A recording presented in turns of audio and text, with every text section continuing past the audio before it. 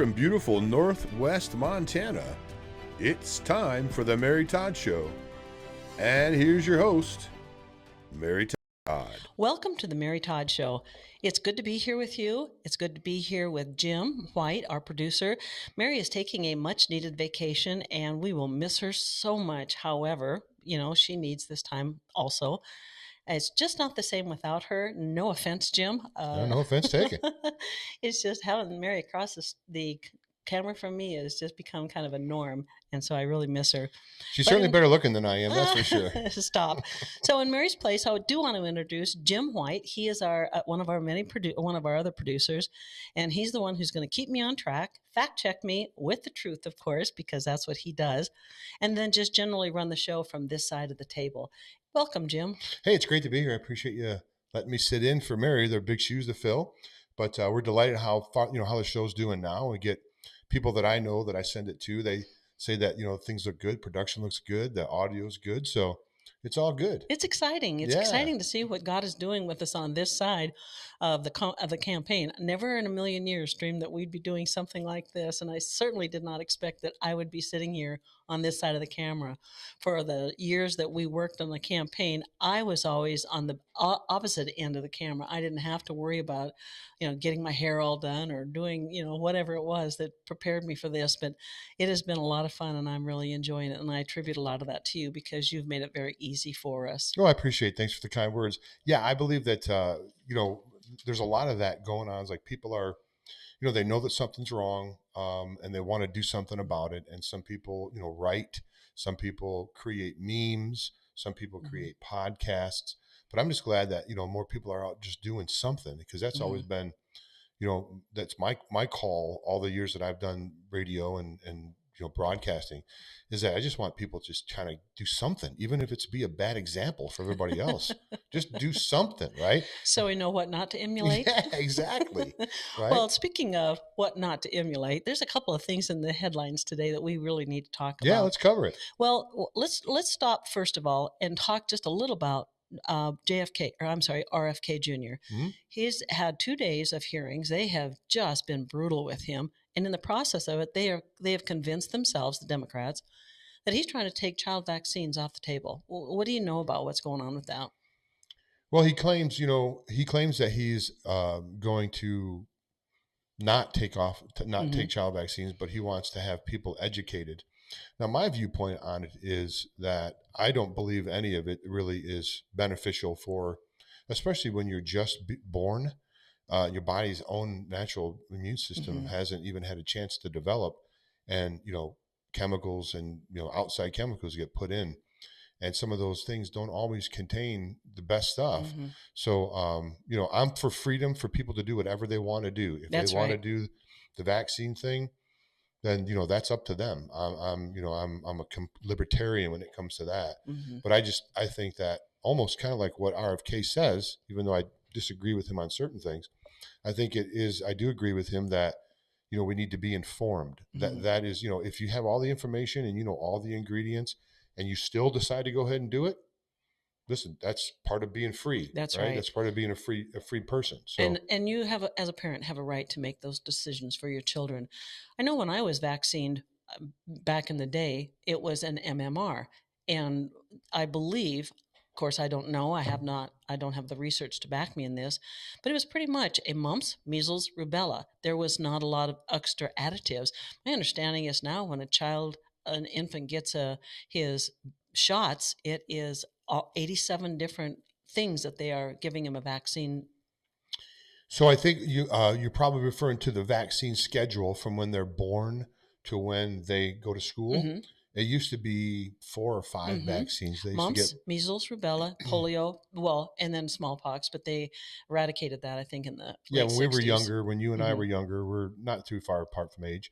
That's what it was. It was only just a handful, right? Now, it may even be higher, but it's in the 80s. Last time I checked. I think you're pretty accurate on your numbers. And, you have to wonder, like, if we're created to be able to adapt and live in this environment, why would our creator put us here in an environment that was going to kill us and not give us the tools that we needed, or at least, the herbs and, everything in nature that's produced, to be able to block that Mm-hmm. stuff. Why do we need all the extra stuff? I mean, it's just the whole thing needs to just be re-examined because I think a lot of it's done for profit motive and not necessarily Yeah. done for the health of people, Well, it right? goes back to Big Pharma. And even in the hearings, JFK, I'm sorry, RFK said openly Bar- Barney, Bernie Sanders was the number one character for taking money from Big Pharma.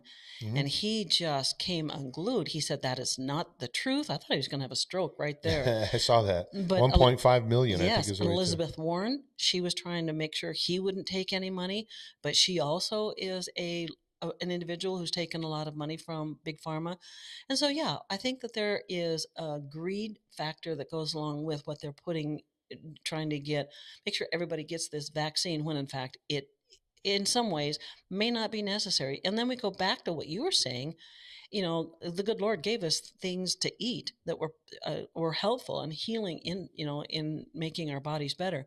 Well, that's the other thing that RFK is trying to do is give us guidelines to healthy eating. And I've heard for years we should eat on the outside aisles of the grocery store and stop going in those middle aisles because that's where all the danger is. Well, I work with some folks that are really focusing on the soil Mm-hmm. and really repairing the soil and putting the nutrients Mm-hmm. back in the soil because this pardon me, this big this big farming where they're really not concerned about the health of what's in the food anymore. They're more concerned with like yield and Mm-hmm. how much they can make per acre and that Mm-hmm. type of stuff, which I understand that they have to make a living, but uh, adding a whole bunch of extra chemicals to get a better yield. I mean, there's got to be a give somewhere, Mm-hmm. right? So I think that um, the soil is important, and I think Mm-hmm. more kind of what we are talking about a little bit before we started here. I think that teaching folks or giving them the tools to grow their own food and do Mm-hmm. their own gardening and learn how to be more self-sufficient, then you don't really have to rely. I mean, I saw a YouTube video or a Twitter video where some guys like it was follow up where they're saying like eggs are $20 a dozen or $18 a dozen, Yes. and he's like, doesn't affect me because I have all these chickens and I get my own eggs. So I don't have to Mm-hmm. pay anything for them, right? Mm-hmm. Well, whatever the feed is, but that's kind of like a freedom, right? Mm-hmm. He's got freedom. He doesn't have to be chained to the Mm. egg aisle at the store. He can go out in his backyard and pick his own or get Well, his own. that segues us right into the next topic, and that's education. We should be teaching our kids how to have gardens, how to grow a garden, what kind of seed you need to plant, when to plant it, what kind of soil you need to have. All of those things are so important. And again, when I was in high school, we had programs for kids to Yeah. learn how to be farmers, future farmers of America. But if you wanted to just take some classes in ag, you learned how to be a gardener. The funny thing is, I don't think there were too many of us in my graduating class of 400 kids that didn't have little gardens in our backyard. Our mothers were all of the time period of the depression that they had gardens, and so we all canned and we learned all of those things. Home ec was being taught, and they've taken all those programs away. Now I will say I'm seeing some of it introduced again, in a little bit of interest with the task oriented, rather than, so we're teaching kids a skill rather than just trying to get them out the door with an education of reading, writing, and arithmetic, and we know that's not going really well. But it's interesting to see what we actually are teaching, and now to see what our scores are. I mean, our math scores, Oh yeah, we were talking about that's it's it's incredible how bad it's incredible. been. Yeah, Well, it's terrible. as an educator, and I taught for 22 years, when Bush had his new program of No Child Left Behind, that was really the beginning of the end. It was the worst program. It had merit in what they were trying to achieve, making sure that low-level kids were not being dropped from the program, were not being glossed over. And much like there was a guy by the name of Lee Cantor years ago that taught how to teach to every child, and he was amazing in the things that he taught how to be a good teacher.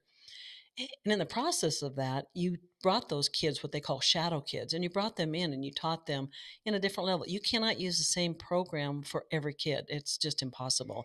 You've got 30 some different personalities and probably 30 different ways of learning. So we turned around and we started that Common Core, and even teachers didn't know how to teach it. Well, it was polling the 2 parents. + 2 = 5. Come on. Yes, and tell me how you got to that. I write a paragraph about that. And so what happened was parents were all of a sudden hogtied and couldn't teach their kids. But I believe that was by design as well. I don't think they wanted parents involved in the education. The more they could keep the kids away from the parents and it became more of a state product, the happier they were. And we see Common Core now in almost every, well, I'm not sure how many schools are now dropping it because I have been retired for the last 7 years. But I'll tell you what, that when I was trying to teach it, I saw individuals telling me, I was an English teacher, to stop trying to get them to write papers and have, if they could just write a paragraph, that's all we cared about. So we were dumbing down the education even back then. Well, Charlotte Iserby wrote a book many years ago called The Deliberate Dumbing Down of America. Unfortunately, I reached out to Charlotte and was going to interview her, and she passed on before I had a chance. But her work lives on.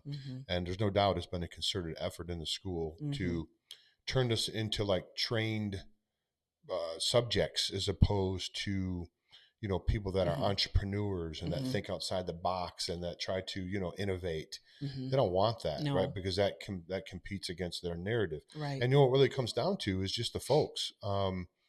If people, the reason that Common Core took a foothold is because enough people didn't stand up against it, right? They just, and some of that was because it was done stealthily and it was done kind of in the background, right?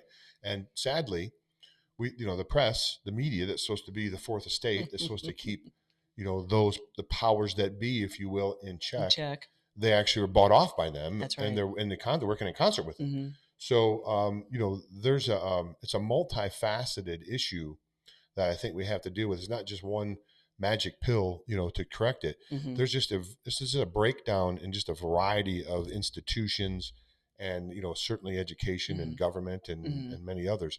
And, really just the people have to just demand that they're just not going to put up with it anymore. And I think that's kind of that's why Trump has been so popular, right? Is because a lot of people feel frustrated and they know that, he's the one out there, love him or hate him, agree with him or disagree with him. Yeah. He's the one out there in the arena, with his sword out, swinging it and trying to, and people just, they resonate with that because they wish they could do that. But unfortunately, they haven't. They don't. Yeah, he's using the common sense approach. He is what we've been doing for the last 4 years has been so maniacal, and you just kind of sit back and you keep scratching your head and thinking, where are they coming up with these ideas? And Trump has come back to that idea of common sense. Let's do what's right. And that takes us to really something else I want to talk about, and that is our whole DEI. And I shouldn't say our because it's not mine. It's not mine. Just so people don't know, it's diversity, equity, and inclusion when they say DEI. And the thing about the inclusion part is they don't want to include, it seems, white males. That's right. They want to be excluded. So it's really not inclusion. It's exclusion if you're a certain race, right? That's right. And you're probably talking about the air traffic controllers, right? Yes. I mean, when they were talking about what they were looking for, what their criteria was, as far as people who were going to be in the air traffic control, it was obscene, and it boggles the mind. They were looking for those people who might have depression or the instability, or they didn't really quite feel right with who they were. They might have some other issues. It wasn't, are you the top of your class? How did you do with this? They didn't. They honestly did do an interview with several white males, and they said, you are not diverse enough. And these individuals were qualified, and they dismissed every one of them. And instead, we're sitting there in Washington, D.C. right now, trying to find the bodies of individuals that died in that crash because we had 19 people in air traffic control rather than 30. We had one person on 2 aircraft, one of which was an airplane and one of which was a helicopter. And they said, that is not the way you're supposed to run air traffic control. Well, let's just put it this way. If you were having life or death surgery and everything was in the hands of the surgeon, would you want the guy that's the top of his class and the smartest, or would you want the one that had the most bluest hair and the the most diverse background to be the one that operating on you if it was life and death. Gee whiz, don't these people realize that, this is boomerang is going to come back on them as well? They have to live in this world just like the rest of us do. They think they're exempt. I mean, it's just it's like a cognitive dissonance. It's like it's like reality escapes them. They just keep chasing it and they never catch it. Right. Well, and as you begin to look at this and you see that the DEI, not only in the air traffic control, but even in government jobs that were, Trump said, you either come back to work, and he gave them a start date to come back, or we'll buy you out. And he said it's going to save the country millions if we buy them out, because they're not sitting there doing nothing, twiddling their thumbs. And what's happened with so many jobs, and not only that, but we've got office buildings that are sitting empty, and they're paying for either the rent on them or the heat and electricity to keep them running. Well, I guess I saw this morning where apparently they're going to put 70% of the federal office space up for sale. Wow. Because they don't use it.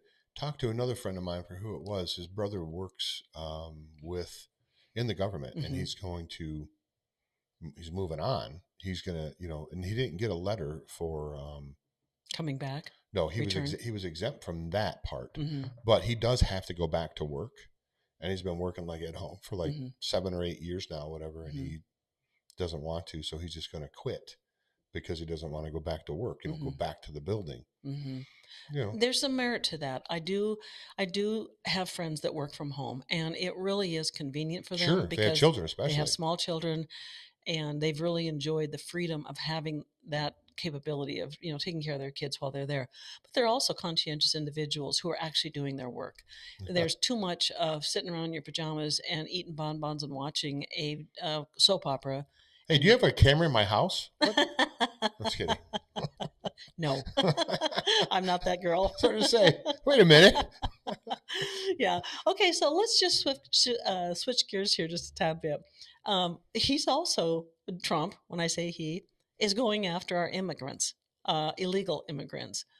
I saw a report this morning, and I wished I had an actual figure. The figure that I actually wrote down was from, it's basically saying it's been taking place since even when Biden was in office, but it had 1,400,000+ people that they had supposedly identified as illegals. Well, in the last 3 days, Trump has arrested and deported, my understanding is, over 17,000 individuals. And we were talking about this one day when you were saying, and then, this Caroline, what a firecracker. Oh, yeah, the press secretary? Yeah, but they said if you are an illegal and you're a rapist, a drug dealer, or anything that is remotely dangerous, you can work for the Democrats. Is that what you're going to say? Yeah, pretty much. Yeah, you're going to be arrested and deported. And if by chance you get caught up in the raid and you're not one of those individuals, too bad. You're still a criminal because you came here illegally. The Democrats are losing their minds over this. Oh yeah, they are. Well, I saw this morning. I saw a video where this guy was in Florida. He was a contractor that builds houses, and he's like, we're losing jobs and we can't finish jobs because all of our workers are now being deported. So he's complaining because his workforce now has been decimated. Well, there are work programs that are designed specifically for migrant workers. It's called a migrant worker program. That's right. Right. Where you that's by design. Yes. They know that they're going to need people, and they come in and they do the work. The illegal alien work program is not government sanctioned, right? So if they would just go through, the process, they would be able to have these workers rather than hiring them illegal. Because when you hire them illegally, I mean, it's not enough protections for them either. They can be subject to, for the worker, it's much better to go through the program if we're going to have one, because then there's some guardrails. If you're just kind of under the table, they can kind of pretty much treat you with whatever conditions they want and treat you however they want. And you're not going to complain because you're already here legally, right? So, I'm not against humanity. I mean, I said before often, if I lived in a country that was oppressive and I was trying to protect my family and I thought they were in danger, Would I take my family and flee and go across somewhere else to try to protect Absolutely. them? Well, everybody would, right? Hmm. But that's not who's coming across. These are like fighting age men Hmm. that are coming across. They're And weaponized by their countries. right. Yeah. I had a friend who fled Cuba, and he was 5 years old, and he saw his uncle gunned down in the streets. His mom and dad, and I believe a sister, they got on a little raft, and they made that 90-mile trek into Florida. None of them spoke English. All four of them have assimilated. They become citizens of the United States. They are uh, workers. I mean, they have pay their taxes, and they are proud Americans. But I'll tell you, he said, we had to get out of there, but they did it in a way that brought them into a country where they could be safe. Well, we all know that, all of us weren't born Of here course, natively, right? of We've all course. had this whole country is a country of immigrants. That much, of course, is Mm-hmm. true. And I'm not against, I'm not anti-immigration at all. Mm-mm. Good people that come in, but they're not sending their doctors and lawyers, That's right. right? They're not. They're sending their rapists. They're sending their Mm-hmm. pedophiles. They're sending their bank robbers. Cleaning out their prisons. Yeah, exactly. And So, sending them here. And I've also heard that the Trace, help me out with the name of that gang that's in Trace de Agua. It's a very volatile gang that's coming up out of, I believe it was either Venezuela are or they the ones that are Colombia. taking over the apartment complexes Yes, in Colorado yes, and all that places? they are actually not really a gang, but they are a part of an army sent here by the Colombians or the Venezuelan government. Now that could not. It's a possibility. Somebody can fact check me on that. Let me know if that's not true. But that is what I've heard, that they are actually here, and if you put them in prison, then they will turn around and get the prisoners that are in that particular prison to become They a recruit part. them. They recruit them, and so then now all of a sudden their army is that much stronger. But I want to go back to something you were saying about the construction worker. I lived in Bakersfield, California for 20 plus years, and we need pickers, and it was the same thing. And it's kind of funny because during the holidays they have no work, they pick up, they go home, children, the whole 9 yards. They go back to Mexico or wherever they have come from to do the migrant work.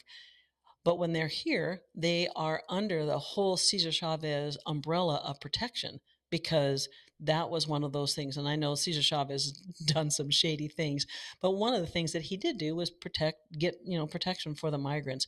They have bathrooms now, they have water stations, things that they didn't have, maybe 30 years ago.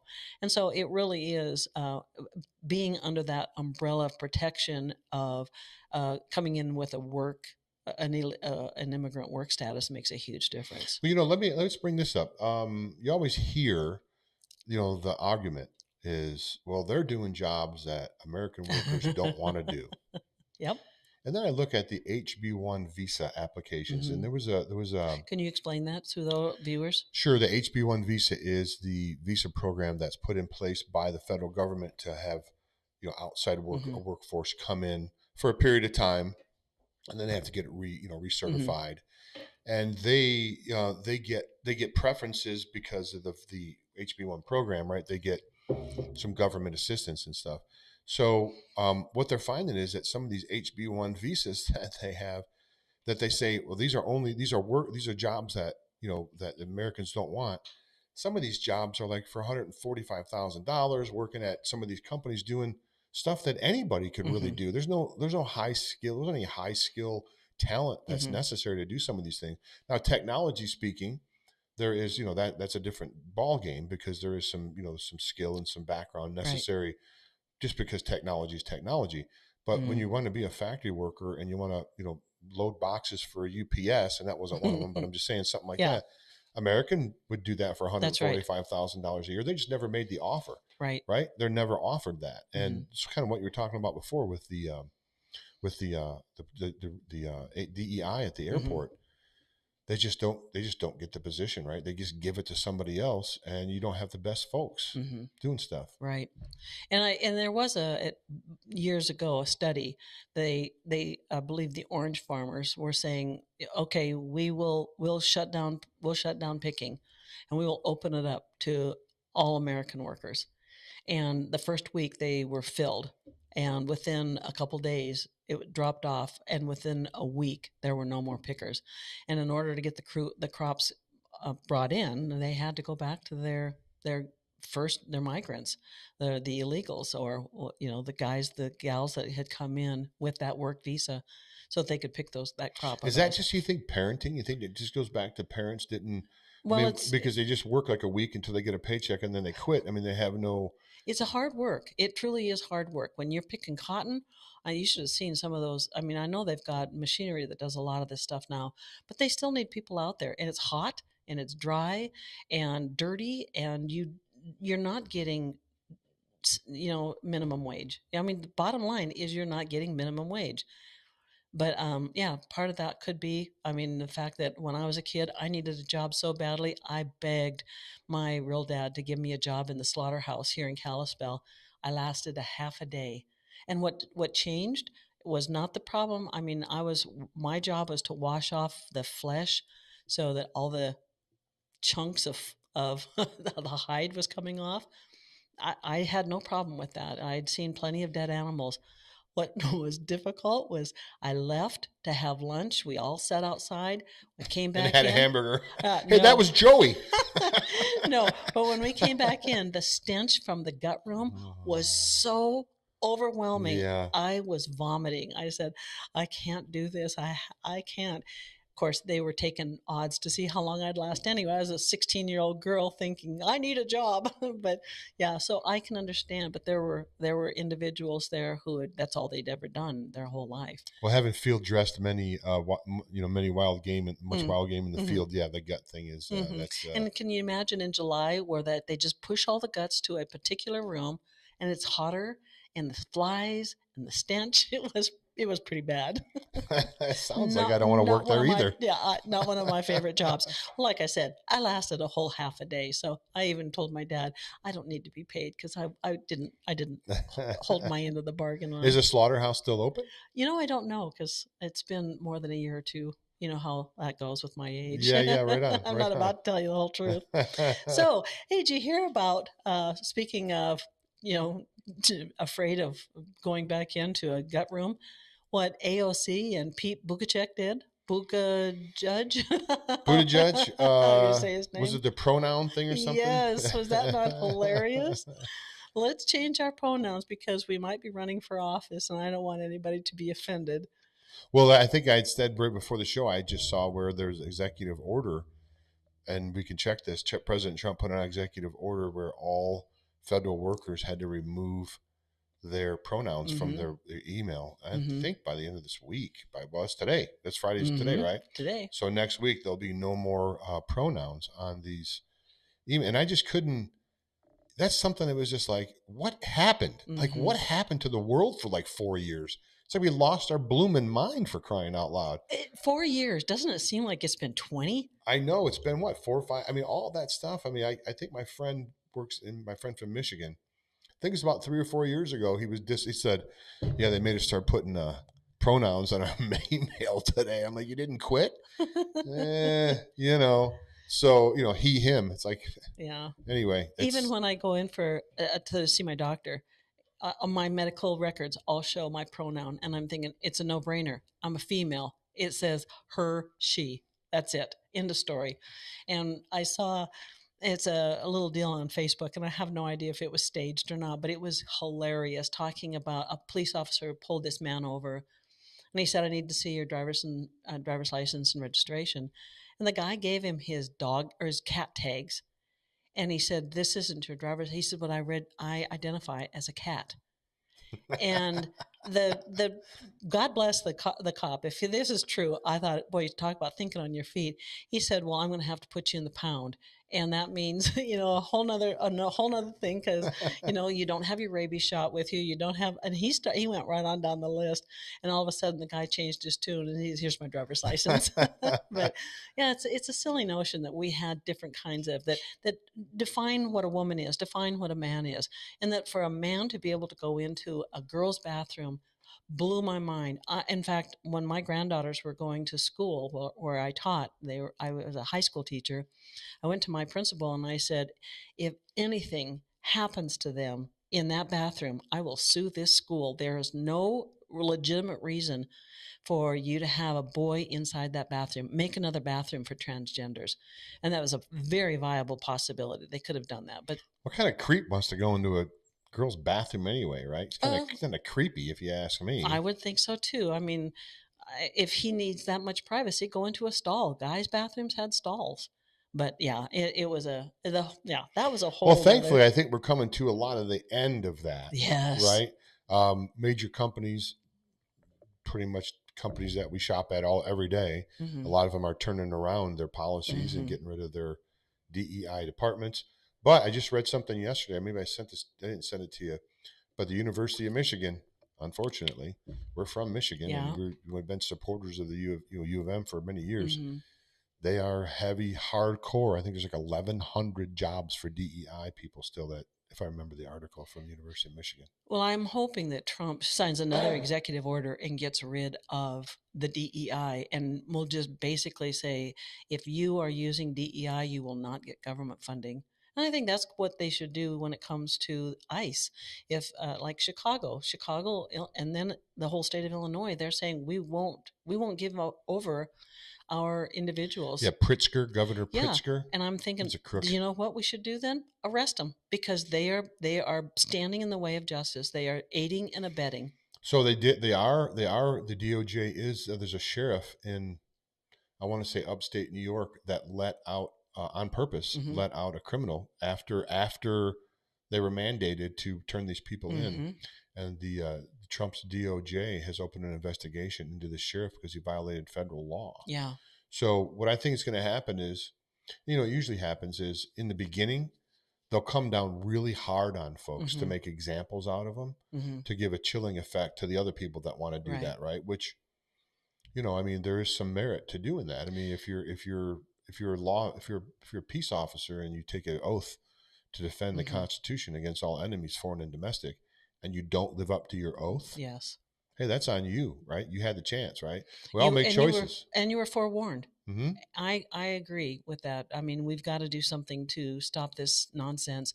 If we have a police officer, even in Kalispell, if you've got our police, our sheriffs, they have to stand with federal law, federal state law, and that means if ICE comes in, then you let them have the individuals and stop aiding and abetting in our libraries and our churches. And when we have more and I'm not so sure that Montana is doing much of that. I do know we have sanctuary cities, but we need to stop. Well, I'm going to bring up a controversial topic here on that. I'm going to bring up a controversial response. It's been my thought, and I've been saying this for many, it's the only thing really in the Constitution.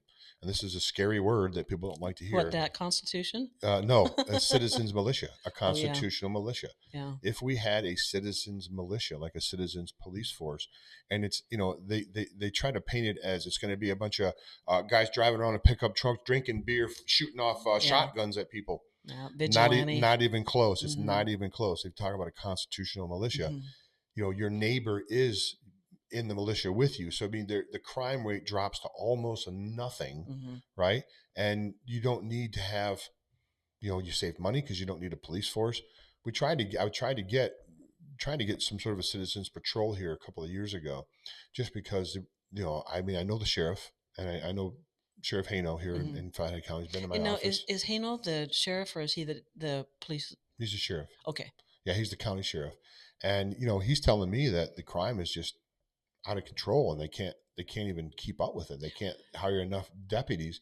Yeah. And he says, he's encouraged me. He says, if you can get some sort of a citizens patrol thing going, he goes, we would help, just, it's hard to get off the ground, right? Because everybody's worried that, if they join some group, then, it's going to be infiltrated. Mm-hmm. Then the feds are going to kick their door down. And right. Because they've done that several times, and mm-hmm. that chilling effect, like I'm talking about. Yeah. The feds operate that way. They make an example out of folks, so no one else wants to speak out. Well, and that's what Kash Patel's trying to stop. He said he was on the other end of that. He said, I don't want that. Yeah. So, but you're right. If we had something, I know that Hino was talking at one of our pachyderm meetings that crime was up 87% in the Flathead. That's huge. I mean, we're talking the Flathead Valley that is peaceful and beautiful, and we don't have crime, but all of a sudden it's gone a And little there's bit. a lot of good men in Flathead Valley, and Mhm. a lot of them are armed. And I'm Mhm. not talking about harming anybody, but No. if you know, Kennesaw, Georgia is one perfect example. 98% of the people in that county are armed. Crime is almost zero, Mhm. right?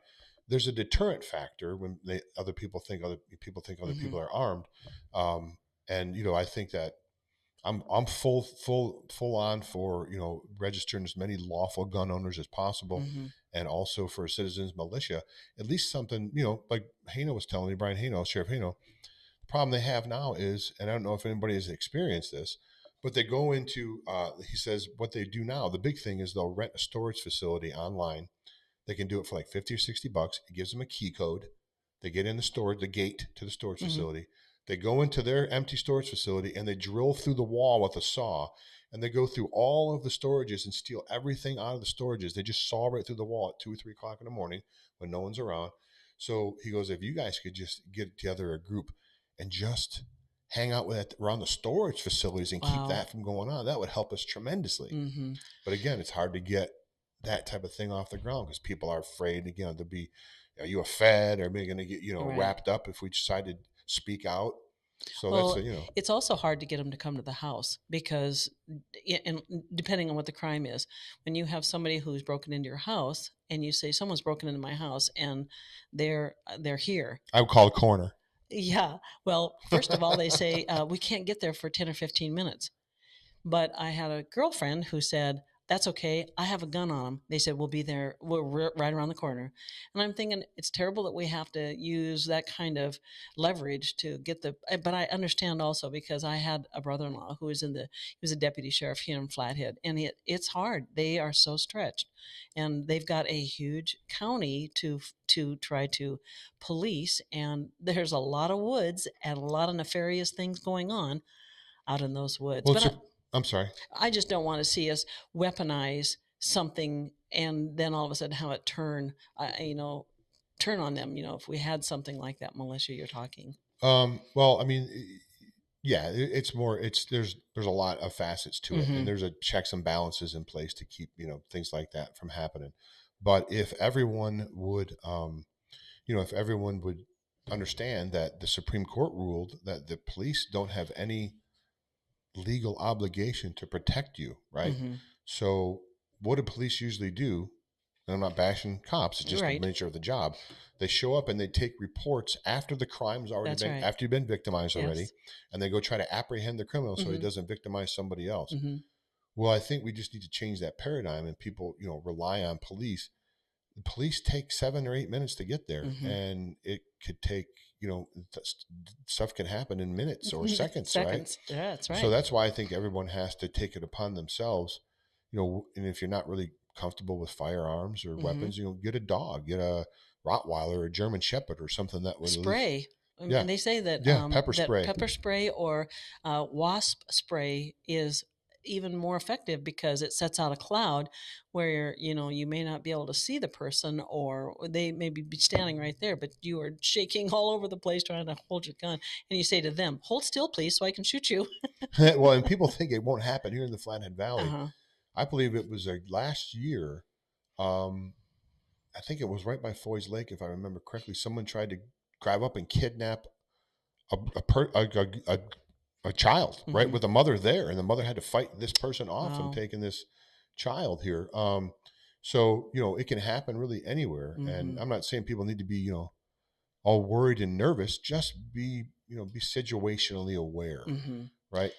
If you see something that doesn't look right, or you're like late night at a parking lot or something, and everything doesn't, then don't do it, right? Just Mm-hmm. use your own Common sense. It common comes sense back and to your that. instinct and stuff like that. Yeah. So yeah, I think that we're in the right direction as far as waking people up, but it Mm-hmm. just needs to happen, I think, a little bit faster. Well, and when you start looking at standing up for your own rights, it kind of goes along with what we were talking about earlier a couple of weeks ago with the J6ers. They had every right to be there. That was a constitutional right to go into the White Sure. House. And when we look at some of the footage the individuals that were there, not all of them were there with an intent to harm or break things down. And there's been a lot of study in question as to how much the FBI was involved, how much the DC police was involved, and not only the DC police, but also the Capitol Police. And they were not allowed to call the National Guard or backup. And they said that they got that word directly from the Speaker of the House. And they said, who's the Speaker of the House? It's Nancy Pelosi. And who was her under person? Do you recall that? The name, I think it was Chuck Schumer. Oh, yeah. Yeah. So, I mean, both these individuals had the ability to call out the National Guard or call out help, and they refused to do it. But yeah, when you look at it, and we've talked to people who said, I'm standing on the steps, there is nothing going on here. And the news got that there was broke that there was already an infiltration before, as he's standing there seeing nothing happening. So, you begin to wonder, you have a right to protect yourself. You have a right to go into certain places there that are deemed for us to be able to go into, but we don't have a right to cause violence. And that's what Hakeem Jeffries said this morning on his note to Trump. He said, I'm not going to stand up for this. I'm not going to let him take these illegal immigrants. I'm not going to allow him to come into my city. In fact, and I wrote the quote down, he said, we will fight Trump in the street. And they are asking for Jeffries to back down on his statement, and he refuses to. And the Dems are not calling for him to back down, which is calling for violence. And they're saying, that's not what he was really doing. It was not violence he was asking. It's a metaphor. I'm thinking, let's go back to J6, January 6th. There were people who were there peacefully, and they sat in jail for, some of them, 3.5 years. Well, the bigger topic in that, and it's another show altogether, but if you wonder why they were able to violate these people's constitutional rights in D.C., is because they're not subject to the Constitution. They're in D.C. In D.C. That's they're right. They're separate. Yeah. That 10-mile square there. Yeah. It's like London. It's like the Holy See. Yep.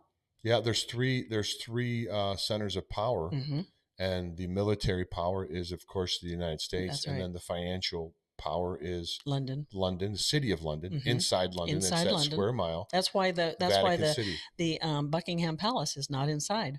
And and then that's right. That's the financial capital of the whole planet, right there in that 1 mile square in city of London. And then, of course, you mentioned we had the Vatican, the Holy City, See, yeah. which is a separate city as well.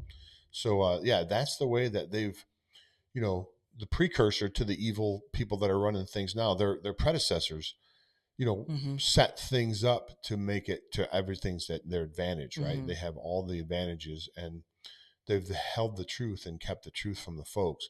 Well, that's changing. These things are coming out now, even like we're talking about it now on this show, and plenty of other shows are as well.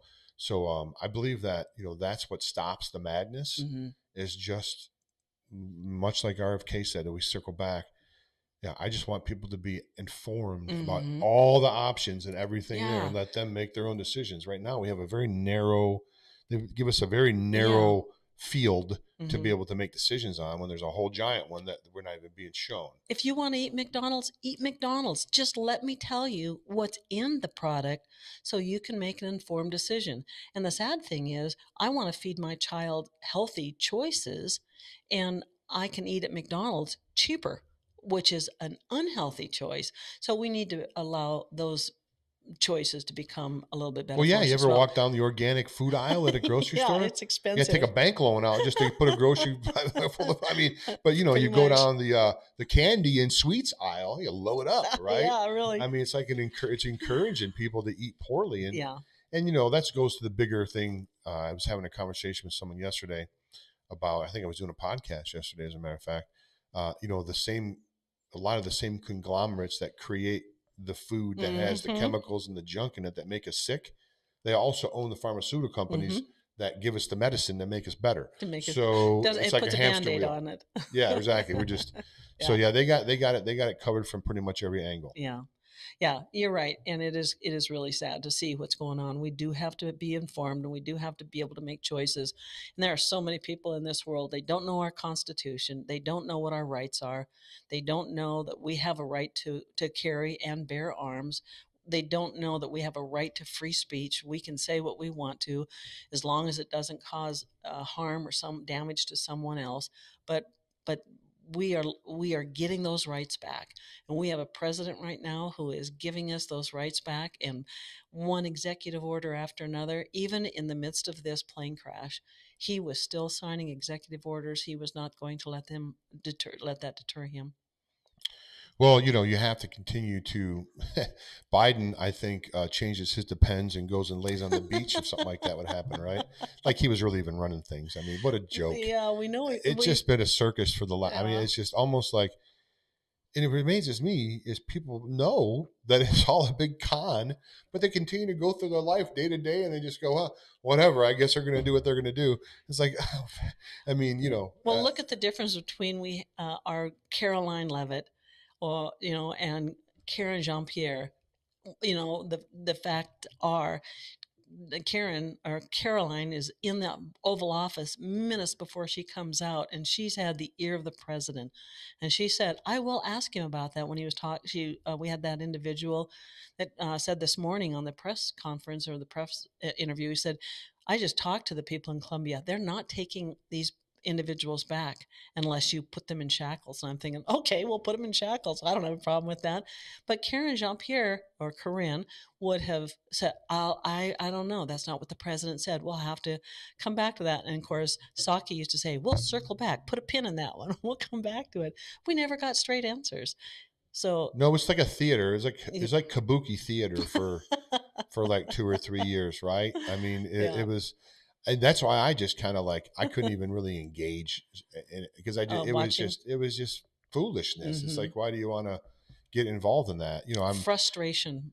I'm hopeful that Mhm. I'm hopeful that the current administration is going to do right by the American people. Mhm. We've been fooled a lot in the past, Yeah. and the tendency is that those people in power generally don't do things for the folks. But hey, I think so far, even Roger Roots, who's a hardcore libertarian, like true blue, even Uh-huh. he's like, I got to say, Trump's been doing some pretty good stuff the last week. I mean, so that was Yeah. big for Roger. You know Roger well, like I know him, but Yeah. that was a big deal for him to say that. Really enjoyed him when he was on the podcast. You have not steered us wrong with a single person, so it's always fun to see what you're going to cook up for us next. Yeah, we can do a lot. Well, we really can. It's interesting though to see where our country's going just in the last week. And I mean, you begin to look and see what Trump is doing. Things have changed so dramatically. And I know that a lot of people that are the Democrats, the hardcore, believed that Biden was the man that was going to be, the savior of the United States. They are seeing a huge change, and it's scaring them. I think they're a little bit afraid about what's really going to happen in this new Trump world that we're in. But man, I'll tell you, I'm excited to see where he's going to take us. His first term, he was struggling because he thought he had friends in Washington, and they turned on him. And now all of a sudden, he has picked some people that he feels that will be with him, fight with him, and I'm excited to see what his cabinet's going to be able to do. I think we're still trying to get Tulsi Gabbard through, and Kash Patel. He just had both of those were hellacious. Watching the brutality of our Congress coming after them, and of course RFK too. He really got hit hard. Well, what I try to do, and I would encourage others to do is, and it's difficult, but not focus so much on the personalities Hmm. of these folks and focus on the results. Yeah, What they are they going to do, what they claim they're going to do, and some of them have already kind of backtracked on some of the things they said, and I know that things are promised in every administration does sure. it before in the lead up to the thing. They're going to promise this and Yeah, promise that, promise that. They probably know they can't get all of the promises done, but they sure. still put them out there anyway. But I would like to see some changes, certainly in the Federal Reserve Mm-hmm. monetary system for Mm-hmm. sure. I would certainly like to take away the protection from the pharmaceutical companies where they can't be sued and the information is not really available for folks. And I'd also like to see that $17 million fund that Congress has that's secret, that they've paid out $17 million in sexual harassment and all these other claims. And it's all been hidden and no one knows, who are these scoundrels that had to have people paid off because they were doing, improper activities with them. So, and that's not the biggest thing, but certainly the Federal Reserve, the monetary system is just destroying. They've taken our dollar and we've lost 97% of the value in the dollar just because they print it out of thin air and there's nothing backing it. So I think we need to go back to a resource-backed monetary system, and that would change a lot. Gold, yeah, even commodities, right? Yeah. Even land has value. I mean, there's many things that have value that if we're not careful, we're going to be back to the bartering system, and really, that's not all bad. It would make us be a little bit more self-sufficient. Well, we may have actually went that way, but we're moving now towards the cryptocurrency digital age for sure. There's no really getting out of it. I think tokens like XRP and Bitcoin as well, to a lesser extent. I don't think Bitcoin is going to make it as well as maybe people think. And I know a lot of Bitcoin people are going to get angry at me for that. But don't turn us off just because of that. There's other tokens, I believe, that are going to rise above that, that they're going to be used. So yeah, I think we're moving more towards that. But I think bartering is still. See, here's the thing. Locally is really where we should act. Like Washington, D.C. is like, what, 2,500 miles from here? Nothing that goes on in Washington, D.C., generally speaking, is more important than what goes on at the end of your street or at your city hall or at your county commissioners, right?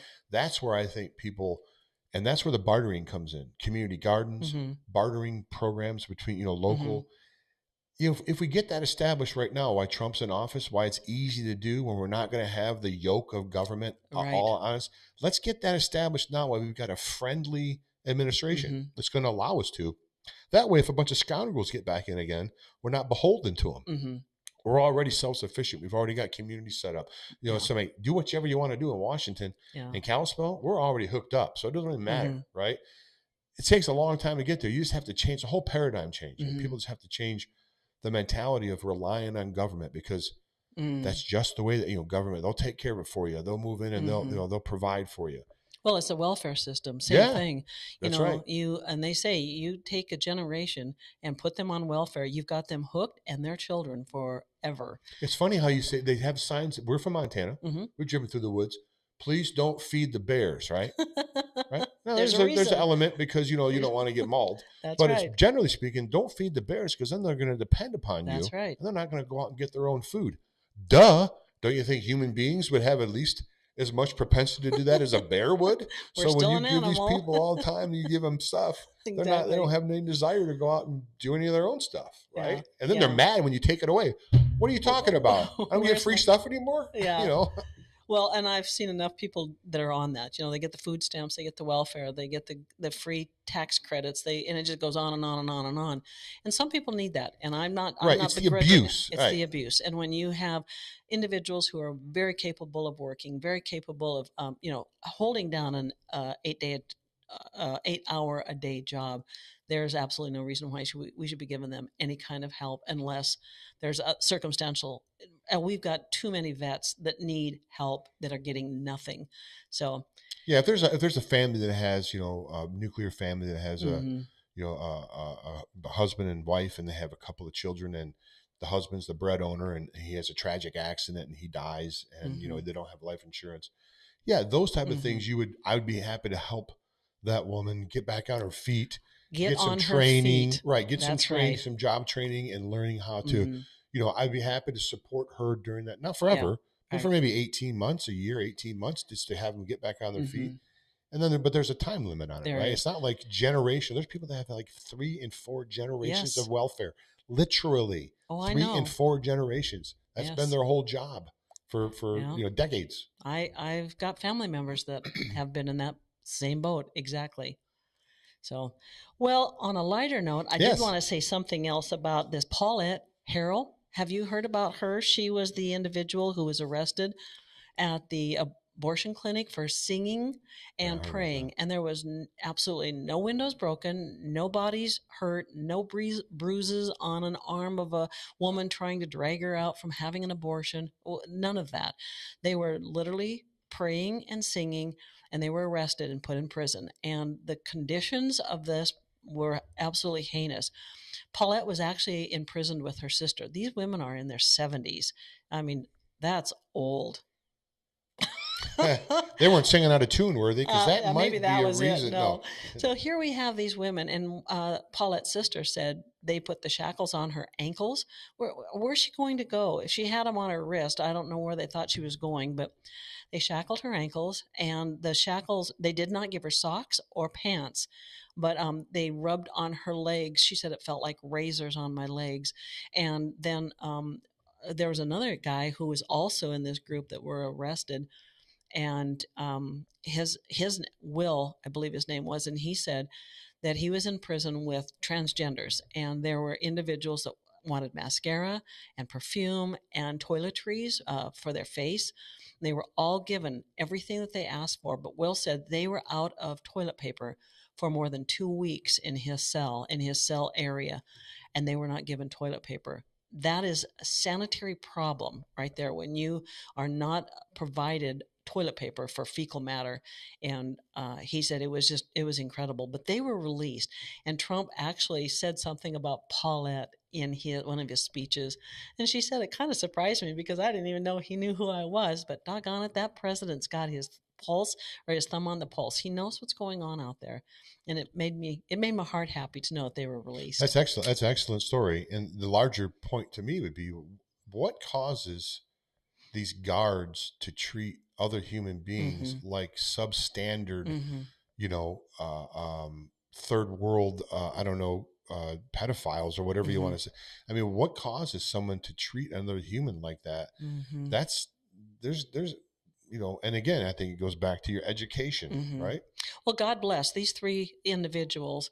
They truly turned it around, and you know how they say you make lemonade out of lemons, and that's exactly what they did. They started a Bible study. Each one of them, they had Bible studies. They had women who came to know the Lord. They were involved in, and they were in federal prisons, and so they were with some pretty shady, hardcore individuals.